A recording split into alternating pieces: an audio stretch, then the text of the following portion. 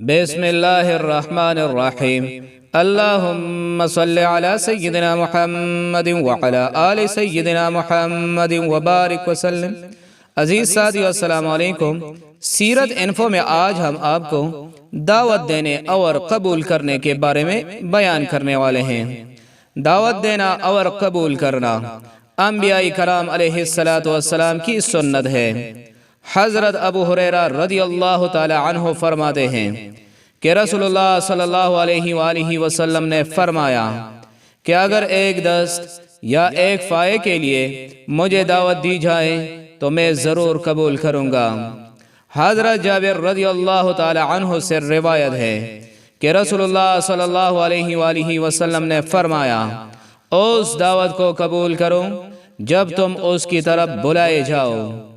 اور حضرت عبداللہ بن عمر رضی اللہ تعالی عنہ کی یہ عادت تھی کہ شادی کی دعوت ہو یا کسی اور چیز کی دعوت ہو، آپ دعوت میں ضرور شرکت فرماتے ہیں، حالانکہ آپ روزہ سے ہوتے۔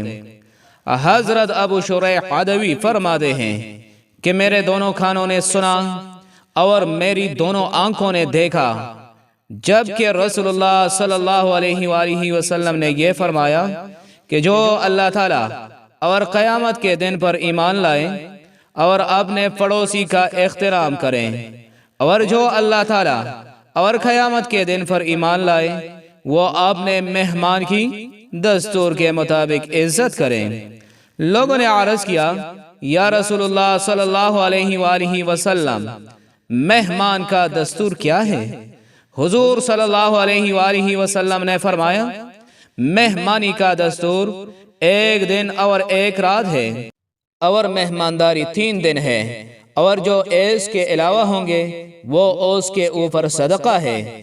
یعنی مہمان کو ایک رات اور ایک دن اچھے سے اچھا کھانا دیا جائے، حسب استطاعت اس کو راحت پہنچائی جائے اور اس کے آرام کا بھرپور خیال رکھا جائے۔ مہمان کو کھانے میں میوہ اور پھل دینا مستحسن ہے اور بہتر ہے کہ کھانے سے پہلے دیں۔ ارشاد باری تعالی ہے، وَفَاكِهَةٍ مِّمَّا يَتَخَيَّرُونَ وَلَحْمِ طَيْرٍ مِّمَّا يَشْتَهُونَ، اور میوہ جو پسند ہو اور پرندوں کا گوشت جو چاہیں۔ دعوت میں کھانے پینے کی چیزوں میں کسی قسم کی غیب جوئی نہیں کرنی چاہیے، سنت کے خلاف ہے۔ حضرت ابو ہریرہ رضی اللہ تعالی عنہ سے روایت ہے، رسول اللہ صلی اللہ علیہ وآلہ وسلم نے کبھی کسی کھانے کا عیب نہیں بیان کیا۔ اگر آپ کو خواہش ہوتی تو کھا لیتے، اور اگر خواہش نہ ہوتی تو نہ کھاتے۔ عزیز ساتھیو، سیرت انفو میں آج کا ہمارا بیان اختتام کو پہنچا۔ اگلی ویڈیو میں ایک نئے بیان کے ساتھ پھر حاضر خدمت ہوں گے۔ اس وقت تک کے لیے اجازت دیجیے، والسلام۔